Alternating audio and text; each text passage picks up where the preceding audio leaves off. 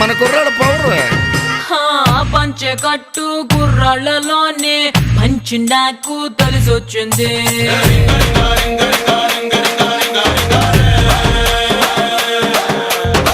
ముంత కళ్ళు లాగించేటోళ్ళ స్ట్రెంత్ నాకు తెగ నచ్చింది.